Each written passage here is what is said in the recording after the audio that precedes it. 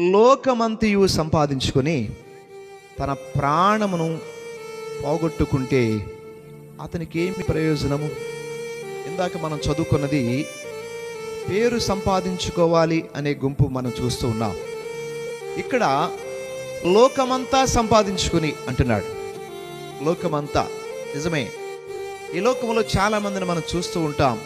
ఈ లోకములో ఆస్తులు, అంతస్తులు, ఆ కోట్లు, కార్లు ఇవన్నీ కూడా గడించుకుని దేవుని నమ్మకుండా ఈ లోకాన్ని విడిచిపెడితే వారి యొక్క జీవితం ఎలా ఉంటుంది?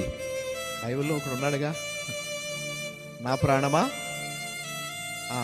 తినుము, త్రాగుము, సుఖించుము అని తన ప్రాణంతో చెప్పాడు. నా ప్రాణమా తినుము, త్రాగుము, సుఖించుము అని చెప్పి ఈ లోకంలో చాలా సంపాదించుకున్నాడు. కానీ చివరికి ఆ రాత్రి ప్రభు ఏమన్నాడంట? వెరివాడా,